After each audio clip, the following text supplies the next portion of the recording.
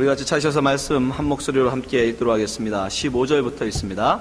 나의 행하는 것을 내가 알지 못하노니 곧 원하는 이것은 행치 아니하고 도리어 미워하는 그것을 함이라. 만일 내가 원치 아니하는 그것을 하면 내가 이로 율법에 선한 것을 시인하노니 이제는 이것을 행하는 자가 내가 아니요 내 속에 거하는 죄니라. 내 속 곧 내 육신에 선한 것이 거하지 아니하는 줄을 아노니 원함은 내게 있으나 선을 행하는 것은 없노라. 내가 원하는 바 선은 하지 아니하고 도리어 원치 아니하는 바 악은 행하는도다.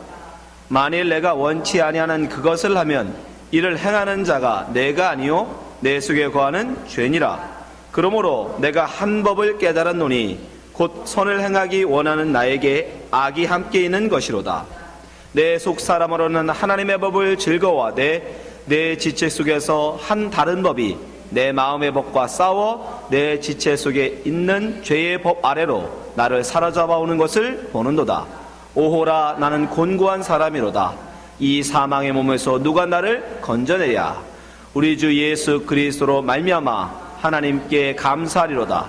그런즉 내 자신이 마음으로는 하나님의 법을 육신으로는 죄의 법을 섬기노라. 아멘. 오늘 마지막 시간으로 우리의 신앙의 가장 기본이 된 복음, 그 복음 바로 주 예수를 믿으라 라는 제목으로 함께 말씀 나누려고 합니다.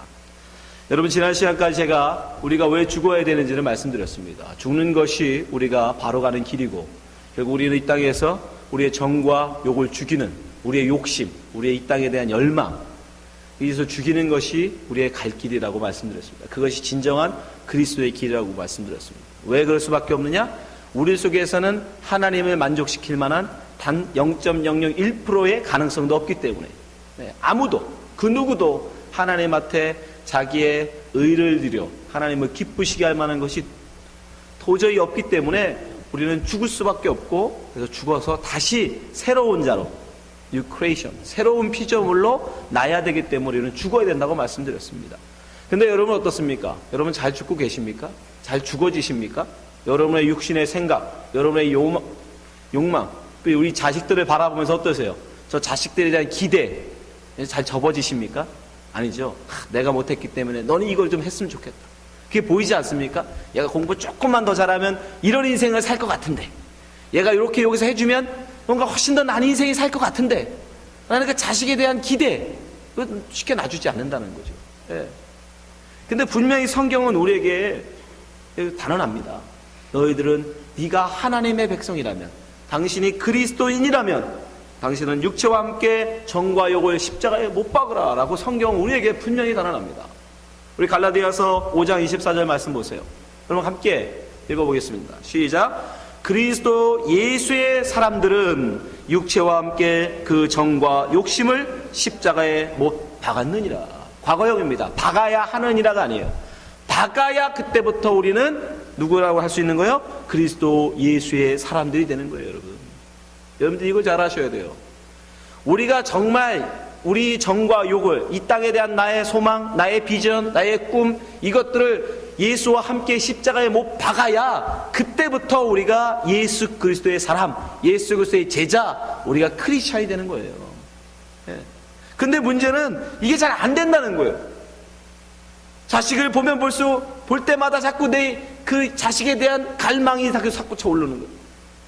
남편을 보면 남편을 볼 때마다 그 기대가 자꾸 솟구쳐, 아내를 볼 때마다 아내에 대한 나의 기대, 열망이 자꾸 솟구쳐 올라요. 내 통장의 잔고를 볼 때마다 이 불안이 다가온단 말이죠.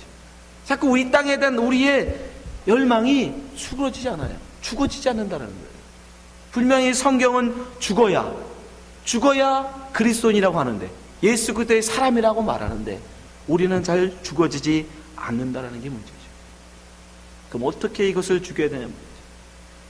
오늘 이 본문을 통해서 어떻게 우리가 죽을 수 있는지, 이 문제를 해결할 수 있는지 함께 살펴보려고 합니다. 여러분, 비단 이 고민은 우리만의 고민이 아니에요. 정말 나의 정과 욕을 십자가에 못 박아버리고 하나님이 내 안에 원하시는 그 바, 하나님의 뜻, 하나님의 의를 이루며 사는 그런 선한 삶을 살고자 하는 마음, 근데 자꾸 육신은 그렇게 되지 않는 우리의 모습 속에 고민하고 방황하는데 우리만 그런 게 아닙니다. 누구도, 우리의 대사도인 바울 사도도 그걸로 고민했다라는 거예요. 그것이 우리에게 위로가 되죠. 여러분, 로마서 7장 18절부터 보세요. 18절 19절. 내 속 곧 내 육신에 선한 것이 거하지 아니하는 줄을 아노니 원함은 내게 있으나 선을 행하는 것은 없노라. 대사도인 바울 자신도 내 속에서 선한 것이 나오지 않다라고 고백한단 말이에요. 그러면서 19절 뭐라고 합니까? 내가 원하는 바 선은 하지 아니하고 도리어 원치 아니하는 바 악은 행하는도다. 바울 자신도 자기가 마음은 원이로되 그 육신이 그렇게 행하지 못한다라고 고백해요. 탄식해요. 바울이 어떤 사람입니까? 빌립보서 3장에 보면 그는 자기가 가진 모든 것들을 기꺼이 자기가 이제까지 평생 동안 쌓았던 모든 그런 것들을 배설물처럼 버린 사람입니다. 빌립보서 3장 4절 보세요. 그러나 나도 육체를 신뢰할 만하니 만일 누구든지 다른 이가 육체를 신뢰할 것이 있는 줄로 생각하면 나는 더욱 그러하리라. 육신대로 하면, 세상적으로 말하면 내가 세상 사람들에게 결코 뒤지지 않는다라는 거예요. 왜? 5절. 내가 8일 만에 할례를 받고, 율법의 시작입니다. 8일째 되는 날, 태어나서 8일째 되는 날 할례를 받아야 그때부터 진짜 완벽하게 율법을 실행할 수 있어요. 만약에 어릴 때 부모가 유대인이 아니거나 율법을 지키신 사람이 아니면 여러분 이 할례는 받을 수가 없어요. 나중에. 이해되세요? 그리고 장로교 같은 경우 유아세례 가지고 굉장히 이런 생각을 하는 사람들이 많아요. 왜냐하면 유아세례 같은 것도 부모가 믿는 분이 아니면 아기가 어떻게 유아세례를 받겠어요? 자기가 원한다고 받을 수 있는 게 아니잖아. 부모님 해줘야 받지. 그렇죠? 또 그때 부모 또 믿는 분이 되는 거잖아요. 아무튼 8일 만에 할례를 받는다는 건 여러분 정말 그 완전한 그 조건이 돼야 돼요. 근데 이 8일 만에 할례를 받지 못하면 율법을 완벽하게 다 실행할 수가 없어요. 지킬 수가 없어요. 율법은 분명히 태어나서 8일 날 할례를 받아야 그 모든 율법을 이뤄나갈 수 있거든요. 아무튼 8일 만에 할례를 받았대요. 이 바울은 이스라엘의 족속이요 베냐민의 지파요 히브리인 중에 히브리요 율법으로는 바리새인이요 열심으로는 교회를 핍박하고 율법의 의로는 흠이 없는 자로다. 율법으로는 흠이 없대요. 어긴 것이 없다라는 겁니다. 7절. 그러나 무엇이든 내게 유익하던 것을 내가 그리스도를 위하여 다 해로 여길 뿐더러 또한 모든 것을 해로 여김은 내 주 그리스도 예수를 아는 지식이 가장 고상함을 인합니다. 내가 그를 위하여 모든 것을 잃어버리고 배설물로 여김은 똥물로 여겼다는 거예요. 그리스도를 얻고 그 안에서 발견되려 함이니 내가 가진 의는 율법에서 난 것이 아니요 오직 그리스도를 믿음으로 말미암은 것이니 곧 믿음으로 하나님께로서 난 의라. 이렇게 자기가 그동안 쌓았던 모든 것을 다 내려왔던 사람이었습니다. 로마의 시민권을 가진 사람이었어요. 혈통으로는 유대인이요 베냐민 지파의 사람이었어요. 율법으로는 바리새인이었어요. 학식으로는 가말리엘 학파 사람이었어요. 최고의 명문이에요. 세상적으로 보면 누구보다도 똑똑하고 훌륭한 가문의 사람입니다. 일반 세상 사람들로 보면 그 중에 한 가지만 가져도 성공했다고 하는 사람들이에요. 근데 바울은 그 모든 것을 다 가진 사람이었어요. 근데 그 모든 것을 어떻게 합니까? 기꺼이 배설물로 버립니다. 그게 뭐라겠죠? 죽음. 세상에서 죽음이기 때문에, 세상에서 우리는 그렇게 죽어져야 하기 때문에, 그가 그걸 알았기 때문에 그는 그가 가지고 있는 신분, 혈통, 학식 다 버린 거예요.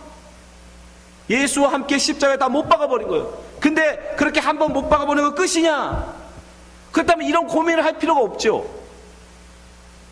그렇게 믿음으로 그 모든 학식을, 그 엄청나게 쌓은 모든 학식과 학벌과 혈통, 그 모든 것들 다 버렸던 사람이 그럼에도 불구하고 그 속에는 아직도 여전히 뭐가 있다? 마음에 원하는 것은 육신이 하지 않는 그 괴로움이 있더라는 거예요. 하물며 우리들이야. 집불 아무것도 버릴 것도 없는 우리야. 더 하겠죠. 그렇지 않겠습니까, 여러분? 아무것도 버릴 것도 없는 우리야. 더 하겠죠. 그 엄청난 것들을 버리고 예수를 쫓고자 했던 그도 그 마음은 원이로되 육신의 연약함 속에서 끊임없이 육신과 싸운 바울인데 하물며 우리들은 어떻겠습니까? 여러분 잘 안 죽고 계신 게 잘 맞는 거예요. 정상적인 겁니다. 너무 그걸로 괴로워하지 마십시오.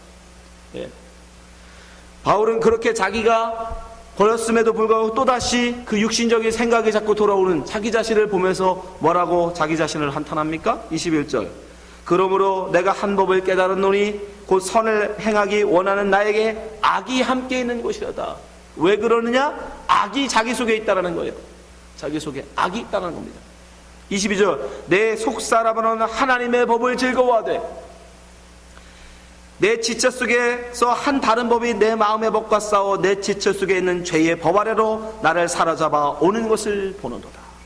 24절. 오라 나는 곤고한 사람일도 누가 이 사망의 몸에서 나를 건져내랴. 자기 자신을 걸어 이제는 사망의 몸이라고 탄식합니다.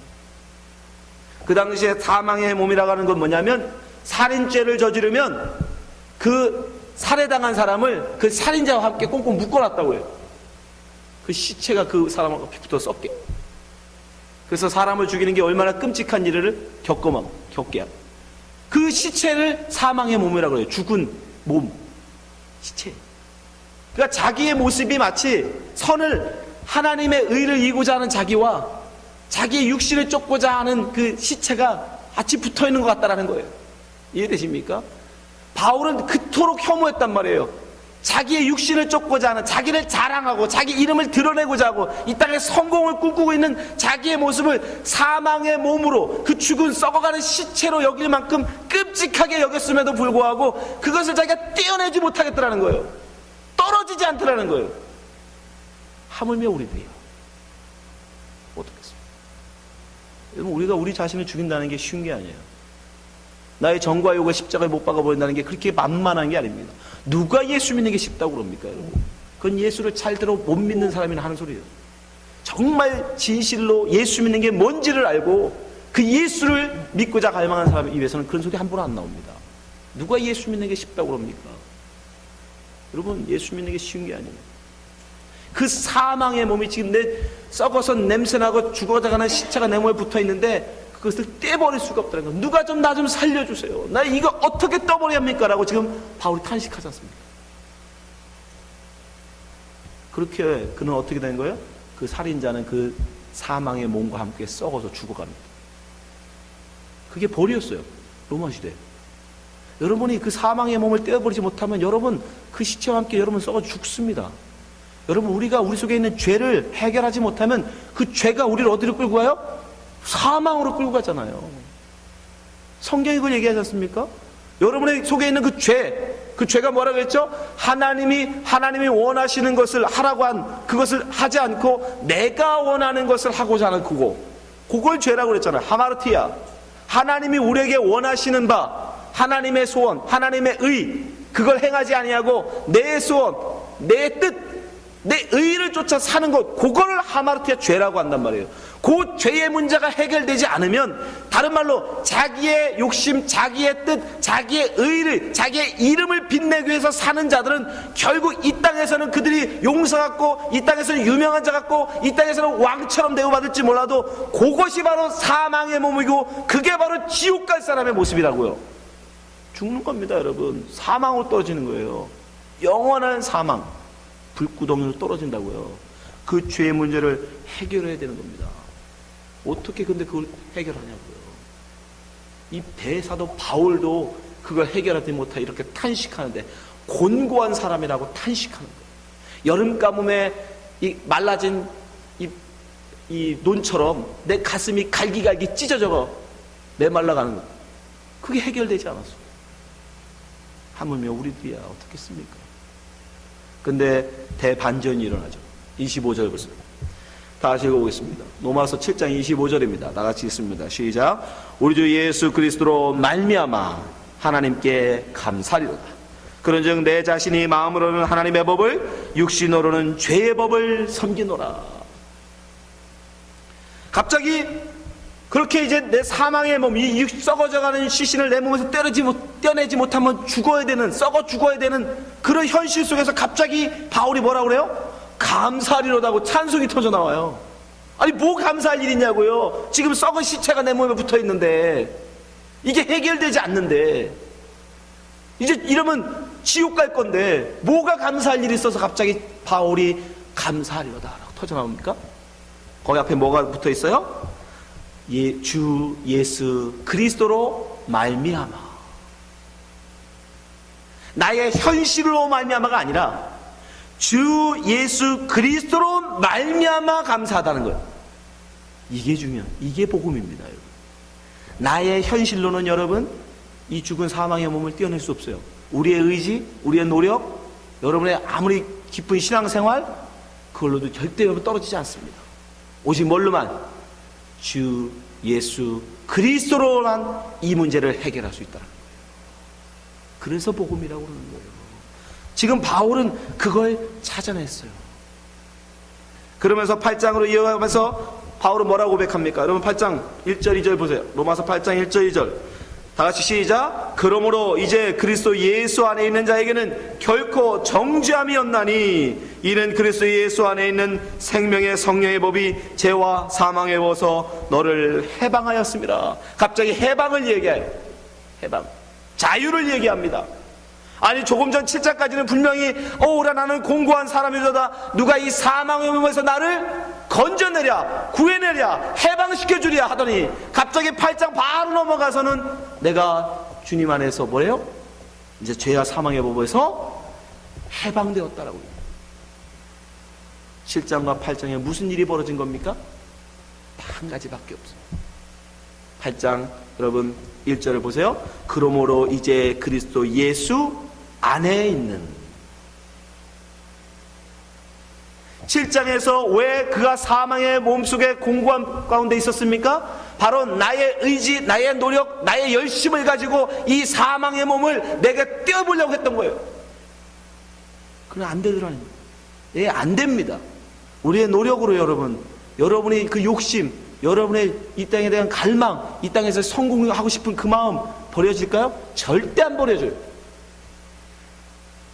산속에 들어가서 여러분이 수도를 해도 100일, 1000일 수도를 해도 그건 안 돼요. 안 됩니다. 중세시대에 수많은 사람들이 산속에다 집을 져놓고 수도원을 져놓고 노력해봤어요. 그런데 어떻게 됐어요? 오히려 그 수도원 지하에는 어린아이 유골들이 수없이 나왔어요. 안 되는 거예요. 아무리 거기서 정욕을 절제하고 이 땅에 대한 소망을 절제하고 참아보려고 노력하면 노력할수록 오히려 그 수도원 지하에 어린아이 유골은 더 많이 늘어났습니다. 아이들을 낳고 그 난 걸 부정한 아이를 어떻게 할 수 없으니까 묻어버리는 걸 당해요. 그것도 안 되니 나중에 어떻게 해요? 고아원을 만들었죠. 네? 중세 수도원에 여러분 고아원은 거기서 생겨난 거예요. 수도원에서부터. 자기들이 노력으로 아무리 열심으로 그 죄를 끊어보려고 노력하면 노력할수록 오히려 더 수많은 죄가 양상되는 거예요. 안 되는 겁니다. 바울은 뭐라고 그래요?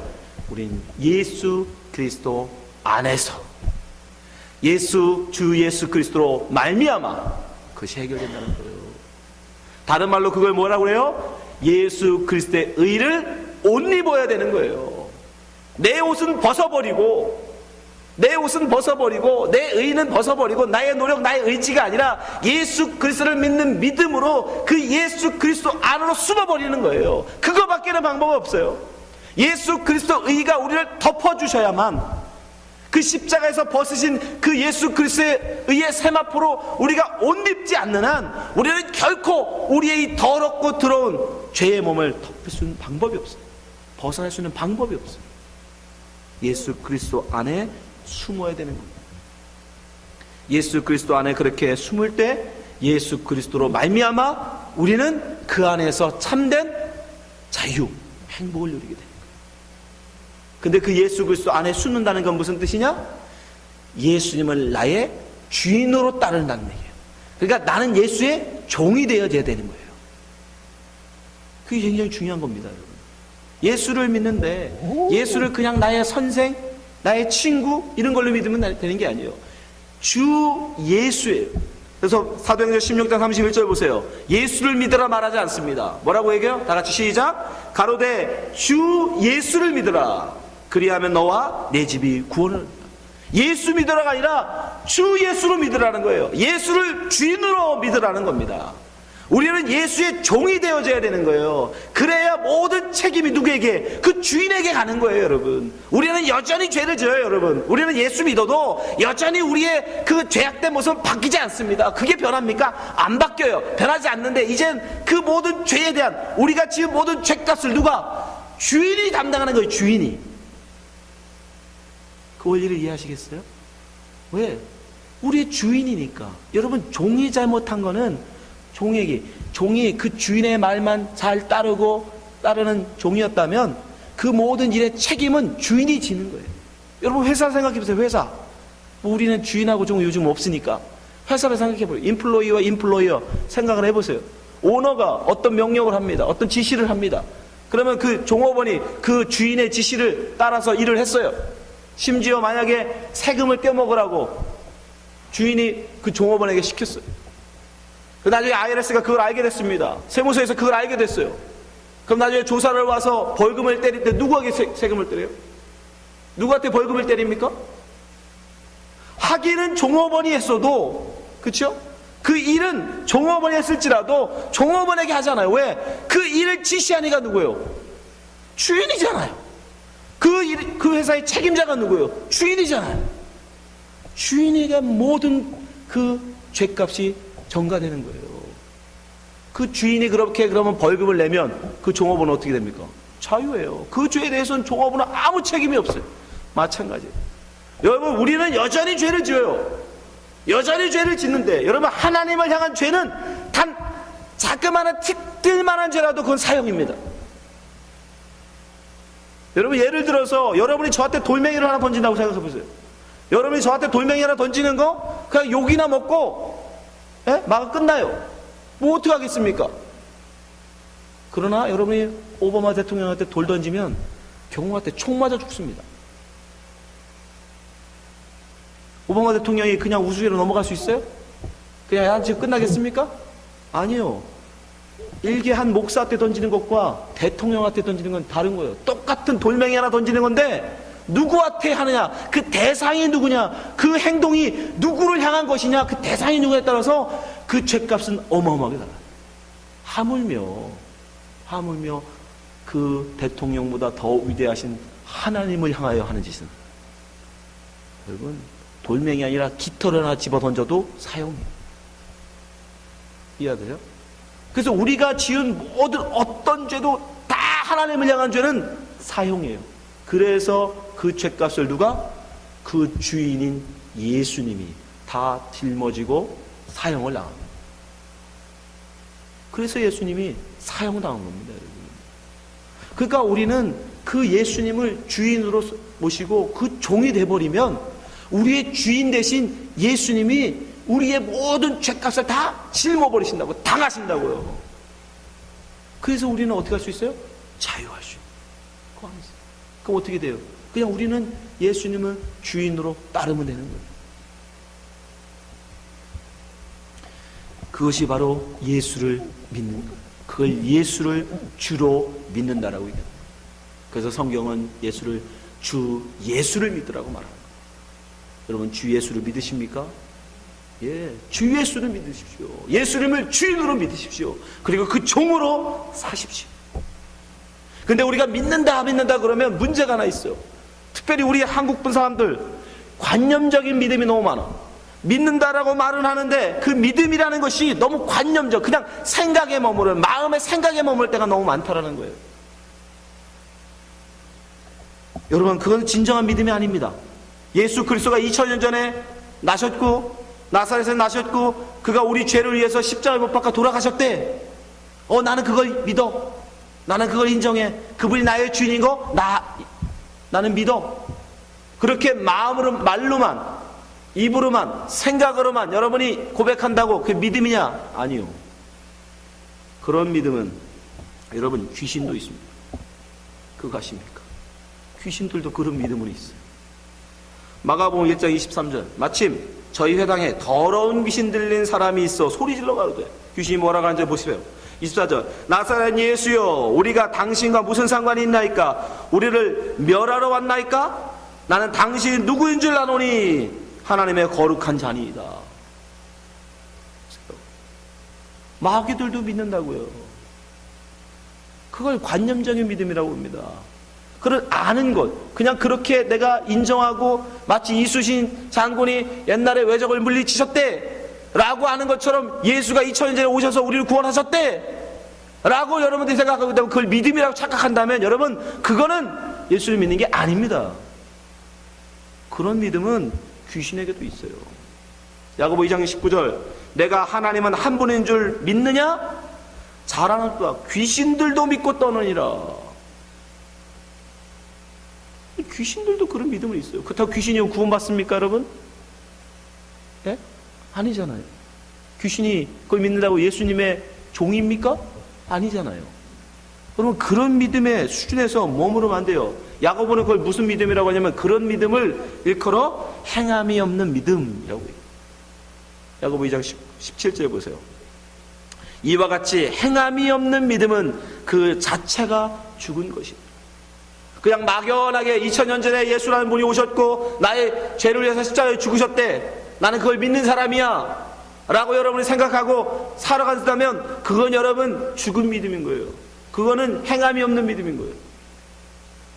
그런 믿음을 제가 지금 여러분에게 말하는 게 아닙니다. 주 예수를 믿으라 할 때, 예수를 주로 믿고 살라라고 말할 때 그런 믿음을 가지라고 하시는 게 아니에요. 여러분 그런 걸 알라고 말하는 게 아니에요.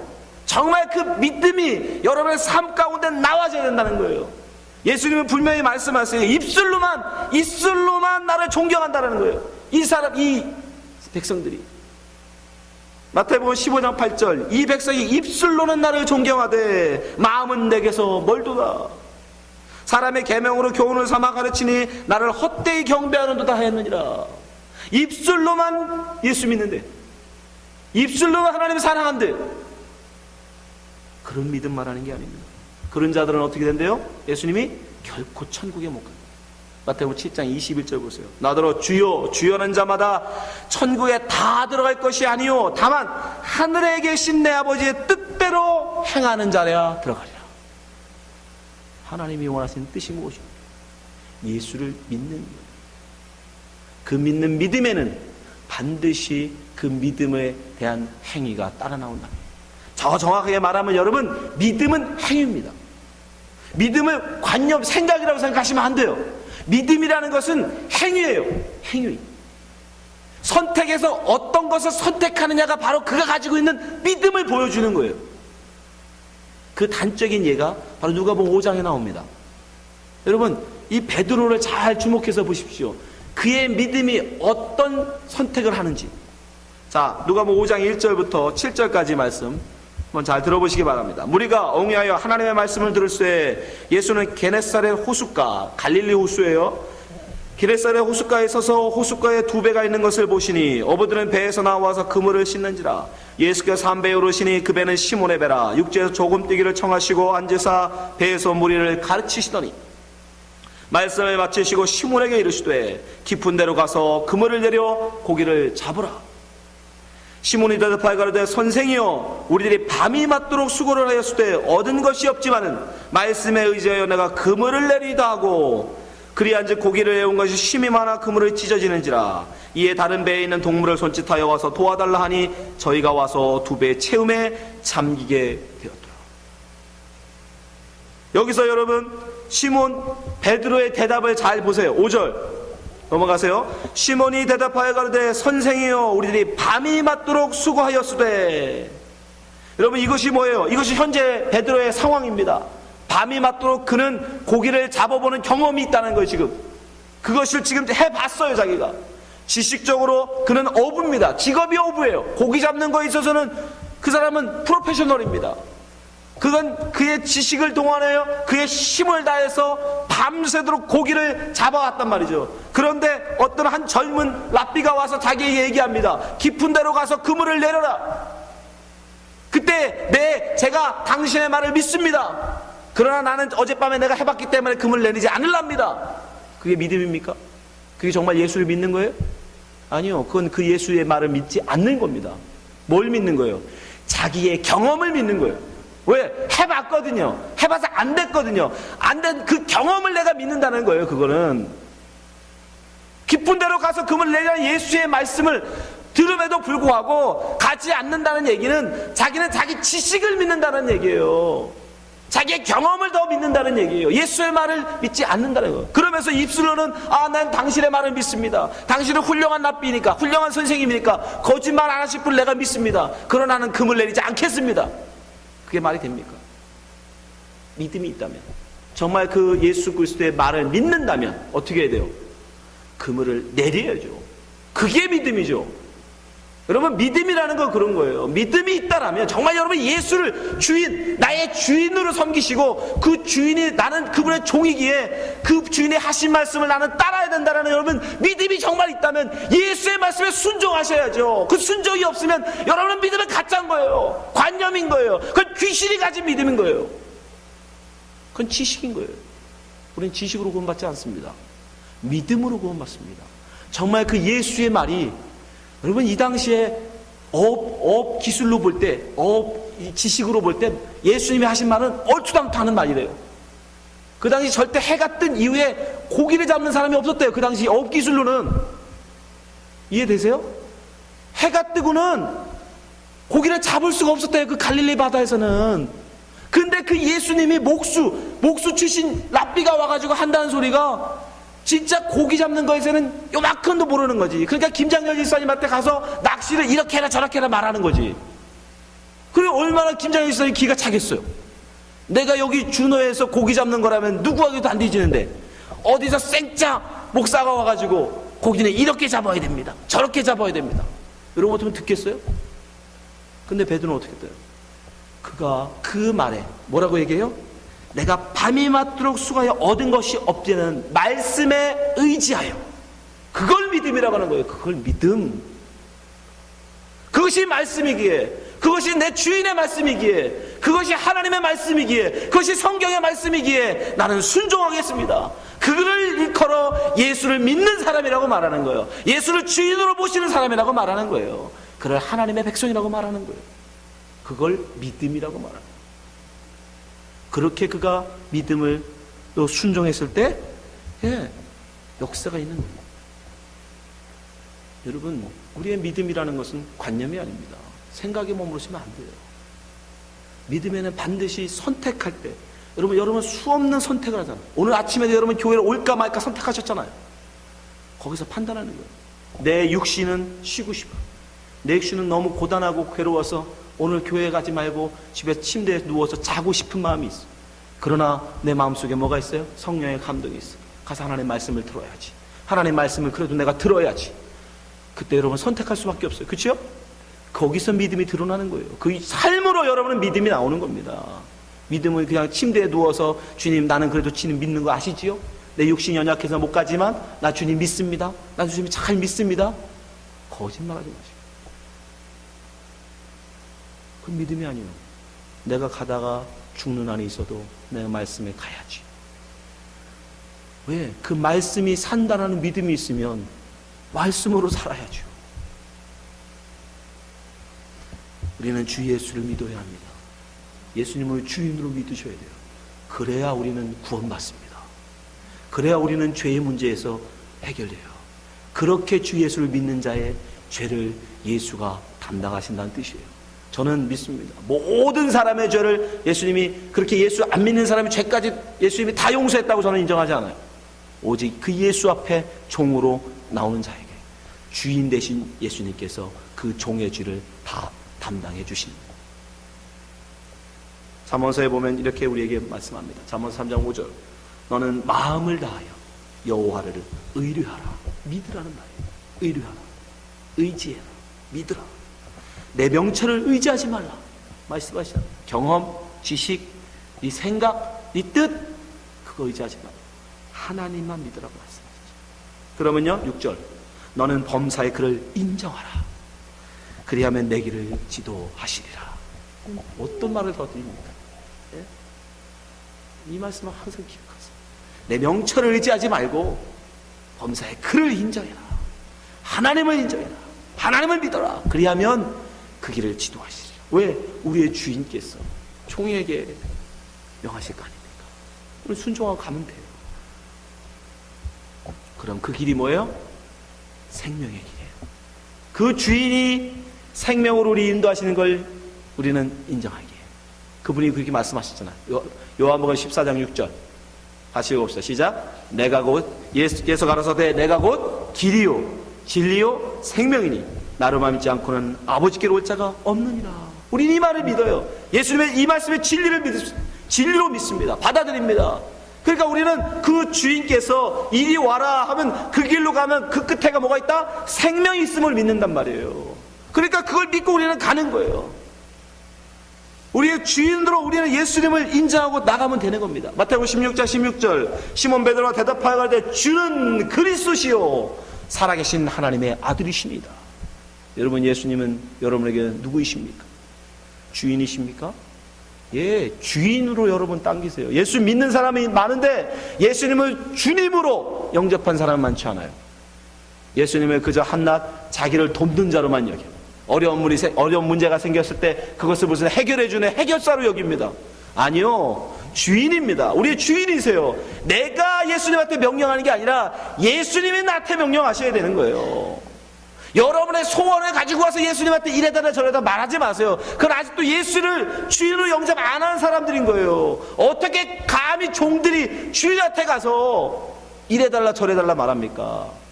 주인이 하라 하면 내가 아무리 딴 거 하고 싶어도 주인이 하라는 말에 순종해야 되는 겁니다. 그것이 예수를 주로 영접한 사람들인 거예요. 근데 그 주님께서는 우리를 어떻게 하십니까? 그렇게 주님을 따르고 예수님을 주인으로 따르고 살아가는 사람들을 마음 심령 속에 하나님이 원하시는 깊은 뜻, 하나님의 뜻을 두신대요. 여러분, 그냥 여러분 예수 믿는 게 아니에요. 여러분이 특별히 더 하나님이 이쁘셔서 여러분들을 구원하고 계신 게 아닙니다. 이 땅에서 여러분을 종으로 하나님이 쓰실 일이 있기 때문에 여러분을 부르신 거예요. 아멘? 우리의 주인 되신 예수님께서 여러분을 이 준호 땅으로 불러 모아서, 이 미국으로 이민을 보내서 이 준호라는 곳으로, 이 준호 골짜기로 불러 모아서 이 준호 안익교회에 함께 말씀을 듣게 하신 이유가 있어요. 왜요? 이 땅에서 여러분을 향한 하나님의 뜻, 그 뜻이 여러분에게 맡기고자 하는 일들이 있단 말이에요. 우리는 종이기에 그 뜻에 순종하고 살아야 되는 거예요. 여러분의 무슨 이름을 남기기 위해서 잘 먹고 잘 살려고 여러분 주나온 것 같지만 아니에요. 하나님이 여러분에게 맡긴 일들이 있어서 여러분 불러 모은 겁니다. 빌립보서 2장 13절 보세요. 너희 안에 행하시는 일은 하나님이시니 자기의 기쁘신 뜻을 위하여 너희로 소원을 두고 행하게 하시나니. 너무 감사하죠. 하나님이 그냥 막 불러 모은 게 아니라는 거예요. 우리 각자에게 하나님의 소원을 우리 마음속에 집어넣으시고 그 소원을 이뤄가게 하신다. 그럴 때 나의 마음의 소원, 내 육신의 소원은 사라지는 거예요. 이해되시죠? 아까 바울이 고민하잖아요. 자꾸 하나님의 소원이 아니라 내 소원대로 살려고 하는 자기 때문에 너무 괴롭다고. 근데 우리가 예수를 주인으로 믿고 그 안에 들어가면 그 하나님께서 우리 안에 나의 육신의 소원은 버리게 하시고 하나님의 소원을 우리 속에 두게 하셨어요. 하나님의 소원을 이루어가게 하신단 말입니다. 아멘. 근데 더 놀라운 사실이 있어요. 그렇게 예수 그리스도를 주인으로 따르는 것이 내 의지로 되는 게 아니에요. 여러분의 열심으로 되는 게 아니에요. 누구로? 성령으로 말미암지 않고는 예수를 주로 고백할 수 없다라는 거예요. 고린도전서 12장 3절 보세요. 그러므로 내가 너에게 알게 하노니 하나님의 영으로 말하는 자는 누구든지 예수를 저주할 자라 하지 않고 또 성령으로 아니하고는 누구든지 예수를 주시라 할 수 없느니라. 예수님을 주님으로 영접하는 것은 우리의 노력, 우리의 의지가 아닙니다. 오직 성령으로 말미암아 되는 것이요. 성령이 우리 가운데 임하실 때 우리는 예수님을 나의 주인으로 영접할 수 있는 거예요. 그 성령께서 우리는 죽여버리고 우리 육신의 생각은 죽여버리고 오직 하나님의 그 기쁘신 소원을 우리 속에 두게 하시고 그 소원을 두고 예수님을 좇는 자로 만들어 가시는 거예요. 그래서 예수를 주로 고백하는 건 성령으로 말미암아 된다라고 얘기하는 겁니다. 그렇게 우리가 성령을 받고 예수를 주님으로 영접하고 그 주님의 말씀에 순종해 나가면 우리는 어떻게 돼요? 그때 바울이 고민했던 모든 문제 다 해결돼요. 로마서 8장 9절 말씀. 만일 너희 속에 하나님의 영이 거하시면, 성령이죠. 너희가 육신에 있지 아니하고 영에 있나니 누구든지 그리스도의 영이 없으면 그리스도의 사람이 아니라. 또 그리스도께서 너희 안에 계시면 몸은 죄로 인하여 죽은 것이나 영은 의를 인하여 산 것이니라. 예수를 죽은 자 가운데 살리신 이의 영이 너희 안에 거하시면 그리스도 예수를 죽은 자 가운데 살리시니가 너희 안에 거하시는 그 영으로 말미암아 너희 죽을 몸도 살리시리라. 그러므로 형제들아, 우리가 빚진 자로 돼 육신에게 져서 육신대로 살 것이 아니라 너희가 육신대로 살면 반드시 죽을 것이로되 영으로서 몸의 행실을 죽이면 살리니 무릇 하나님의 영으로 인도함을 받는 그들은 곧 하나님의 아들들이라. 네. 그렇게 성령을 받고 예수를 주로 신음한 사람만 하나님의 아들들, 구원받은 하나님의 백성이 되는 거예요. 바로 여러분을 말하는 거예요. 그들을 걸어 뭐라고요? 성도. 그 무리를 교회라고 하는 거예요. 여러분, 여러분의 신분이 바로 여기에 있다는 거예요. 인정하십시오. 여러분들이 그걸 알고 계시죠. 그래서 성령을 받고 주 예수를 믿는 사람들에게는 결국 이제는 뭐가? 죄에 대한 고민이 없어. 왜? 물론 여러분 그렇다고 맨날 하나님의 뜻만 온전히 이루고 사느냐? 그렇진 않아요. 또 부딪히죠. 또 죄짓죠. 또 잘못합니다. 근데 뭐가 달라져요? 근데 전에는 아무리 고스톱을 치고 화투를 쳐도 전에 마음에 찔림이 없었어. 재밌고 즐거웠어. 근데 성령을 받고 예수를 주로 영접한 사람에게는 어떤 마음이 들어와요? 아, 내일이 주일인데 내가 이렇게 밤새도록 화투 치면 내일 교회 예배 못 갈 텐데, 그런 마음에 부딪힘이 오기 시작해. 그래서 그 자리가 점점점 재미가 없어져요. 전에는 아무렇지도 않았는데 이제는 그것이 내게 몸에 부딪히기 시작합니다. 뭐예요? 성령께서 여러분을 가만두지 않으시. 죄 가운데 그냥 놔두지 않으시. 전에는 그저 다른 사람 만나기만 하면 다른 사람들 흉보고 그때 너무너무 시간 가는 줄 몰랐어. 근데 이제 성령이 우리 속에 들어오시면 이제 내 마음에 찔리기 시작해요. 너는 괜찮냐? 다른 사람의 죄를 보면서 성경은 우리에게 뭐라고 얘기합니까? 너 자신을 보라고 얘기하죠. 그래서 자꾸 성령께서 우리 속에서 역사하세요. 그럼 너는 괜찮냐? 네가 지금 다른 사람을 이렇게 욕할 만한 처지가 되느냐? 네 눈 속에는 그런 들보가 없느냐? 자꾸 하나님이 성령 속에서 내 마음 속에서 그 마음을 말씀하시죠. 그래서 점점점 다른 사람을 향한 비난, 다른 사람을 흉보는 다지 자꾸 기도가 솟아나와. 주님 불쌍히 여겨 주시옵소서. 여러분, 성령이 임하면 우리의 의지가 아니라 성령이 우리를 그렇게 끌고 가신다고요. 그래서 요한복음에 뭐라고 그래요? 베드로를 향해서 네가 젊어서는 네가 원대로 다녔거니와 이제 늙어서는 팔 벌려 띠띠우리니 너를 묶어버리겠다래. 그리고 끌고 가시겠다래. 유 예수를 주로 고백하는 자들은, 그의 종들은 성령께서 그 속에 들어가서 그를 띠띠워서 하나님이 원하시는 데서 끌고 가신다고요. 말 안 들으면 패서라도 죽여서라도 반드시 우리의 주인님은 포기하지 않습니다. 결코 실패도 안 하세요. 절대 후회도 안 하십니다. 한번 작정하시면 반드시 이뤄내세요. 그러니까 여러분들이 이제 죽었어요. 여러분이 죽기 싫어도 죽을 거예요. 여러분의 이 땅에 대한 소망, 여러분이 정말 하나님의 백성으로 부름받은 사람이 맞다면 여러분이 이 땅에서는 이제 잘 될 생각하지 마십시오.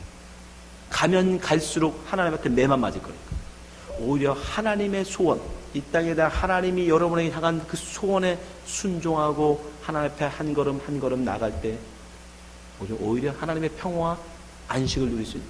그러나 자꾸 그것을 죽이지 못하고 자꾸 애굽으로 바벨론으로 자꾸 내 마음을 두면 둘수록 여러분은 더 이 땅에서 하나님부터 맞을 수밖에 없어요.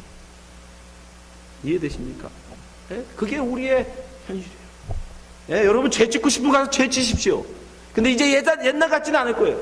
그게 즐겁지가 않을 거예요. 그게 여러분 점점점 괴롭게 만들 겁니다. 점점 나를 공고하게 만들어버릴 거예요. 바울이 고백한 것처럼 사망의 몸이 붙어있는 것 같이 왜 이 더러운 이 죄가 내 몸에서 떨어지지 않는 것처럼 느껴지게 될 거예요. 예, 하나님 반드시 여러분을 그렇게 끌고 갈 겁니다. 왜요? 성령이 여러분 속에 거하시기 때문에. 그 성령은 더러운 죄를 용납지 않으십니다. 여러분에게서 그 더러운 죄들을 자꾸 떼버리게 하실 거예요. 그게 신앙생활이에요. 그렇게 우리가 완전히 하나님의 보시기에 아름다운 의의 상태에 이르면 우리는 이 땅 졸업하고 하나님 품에 가는 거예요. 여러분, 여러분의 건강관리 잘하고 잘못한다고 수명이 결정되는 게 아니에요. 우리의 수명은 그 하나님의 뜻에 달려있는 거예요. 이 거룩이 다 됐다라고 생각하면 이 땅 졸업하고 이 인생학교 졸업하고 하나님 품에 가는 거고, 아직도 얘가 덜 교육됐다, 아직도 하나님의 뜻 앞에 완전히 순종하는 것이 덜 됐다면 이 땅에서 더욱더 훈련하시고 완전히 죽여서 하나님의 사람 완전히 만든 다음에 데려가시는 거예요. 그거밖에 없어요. 여러분. 그 모든 인생은 하나님이 주관하십니다. 여러분, 주 예수를 믿으십시오. 그래야 구원받습니다. 그래야 영원한 천국이 여러분의 것입니다. 이 자리에 계신 모든 분들은 주 예수를 믿음으로 말미암아 하나님이 우리를 예비하신 그 천국에 들어가시는 성도 되시길 주님으로 축원합니다. 기도하겠습니다. 하나님 아버지, 주 예수를 믿게 하여 주시옵소서. 관념적으로 말로만 입술로만 믿지 않게 하시고, 이제 앞으로 무슨 일을 선택할 때마다 예수 믿는 사람으로서 믿음을 선택하며 사는 저희들 되게 하여 주시옵소서. 믿음의 삶으로 드러내지게 하여 주시옵소서. 예수님 이름으로 기도합나이다.